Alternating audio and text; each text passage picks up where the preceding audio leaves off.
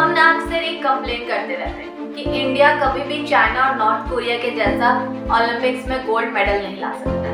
India के खिलाड़ियों का हाल ऐसा है वैसा है। तो चलो तुम्हें दिखाती हूँ कि नॉर्थ कोरिया और चाइना के ओलंपिक्स में मेडल लाने वाले खिलाड़ियों का हाल कितना दर्दनाक और कितना बुरा। पूरी वीडियो जरूर देखना। दुनिया में लाखों बच्चों का सपना होता है कि वो एक दिन अपने देश के लिए ओलंपिक खेले, मेडल जीते और अपने परिवार का नाम रोशन करे। लेकिन अगर यही सपना कोई नॉर्थ कोरिया में देखे तो ये एक डरावना सजा बन जाता है। यहाँ जीतना ऑप्शन नहीं बल्कि मजबूरी होती है। अब आता है ट्रेनिंग कैंप। ये ट्रेनिंग किसी नॉर्मल स्पोर्ट्स एकेडमी जैसी नहीं होती बल्कि ये मिलिट्री कैंप जैसी होती है। नॉर्थ कोरिया में बिल्कुल भी ये मायने नहीं रखता कि बच्चा क्या करना चाहता है। स्कूल या नेशनल स्पोर्ट्स के दौरान किम जोंग उन और उनके भरोसेमंद अधिकारी बच्चों को देखते हैं और उनमें से कुछ को चुन लिया जाता है। अगर बच्चा शारीरिक रूप से मजबूत है, लंबाई ठीक है और चेहरे से परफेक्ट दिखता है तो उसे जबरदस्ती उसके परिवार से अलग करके ट्रेनिंग कैंप भेज दिया जाता है। चाहे बच्चा खेल में इंटरेस्ट रखता हो या नहीं रखता हो, एक बार चुने जाने के बाद वापसी का कोई रास्ता उसके पास नहीं है। एक डिफेक्टर एथलीट के इंटरव्यू में बताया गया कि उन्हें हर दिन यही सिखाया जाता है कि जीतना देशभक्ति और हारना गद्दारी।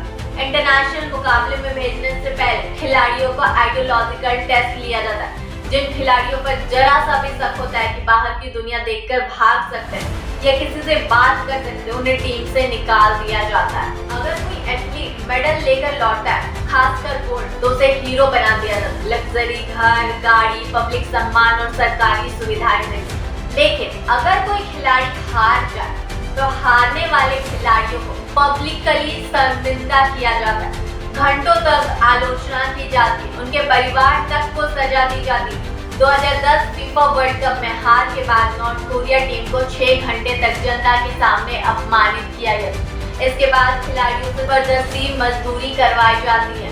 सड़कों की सफाई, कोयला खदान में काम, खेतों में मजदूरी। कई बार उनके राशन कार्ड भी छीन लिए जाते हैं जिससे कि वो और उनका परिवार भूखमरी का शिकार हो जाता है।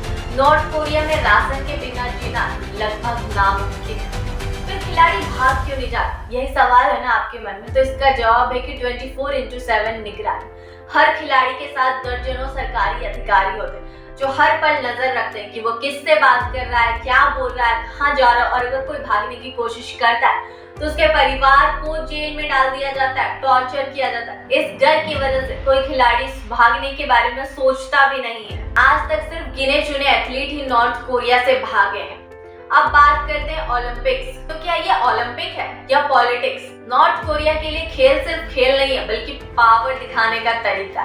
जब साउथ कोरिया ने ओलंपिक होस्ट किया तब नॉर्थ कोरिया ने एक प्लेन ब्लास्ट करवा दिया था जिससे कि कई लोगों की जान चली गई, सिर्फ इसलिए ताकि ओलंपिक कैंसिल हो जाए। लेकिन ऐसा हुआ नहीं। 2018 विंटर ओलंपिक में नॉर्थ कोरिया ने अपनी आर्मी ब्यूटी चीयर लीडर्स भेजी।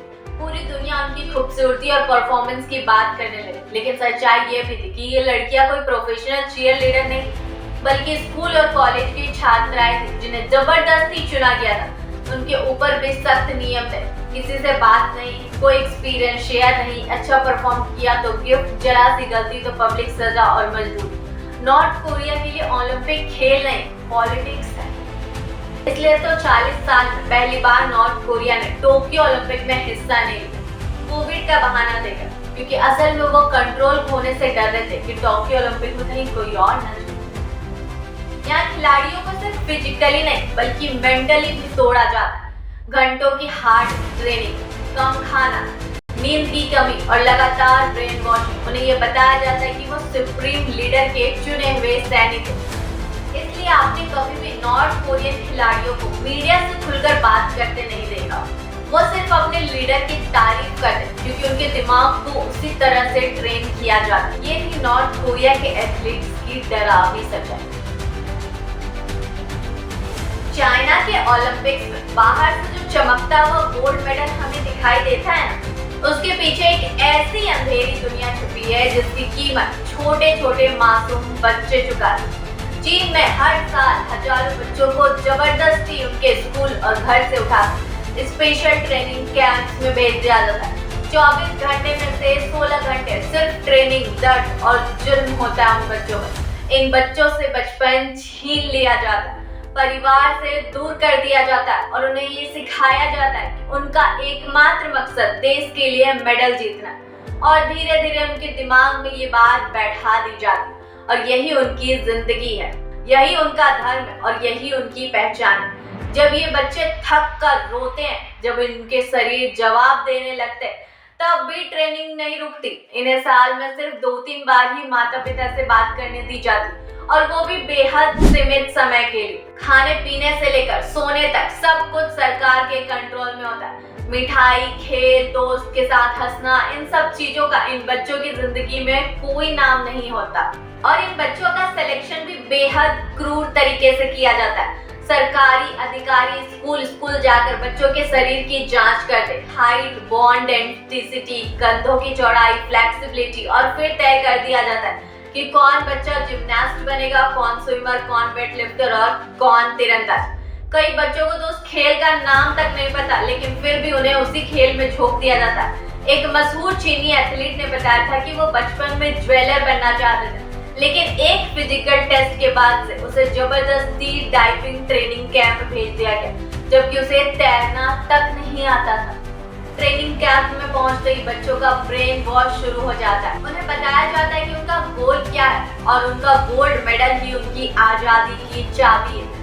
धीरे धीरे वो बच्चे खुद मानने लगते हैं कि जो उनके साथ हो रहा है वो सही हो रहा है। लेकिन कहानी यही नहीं खत्म होती।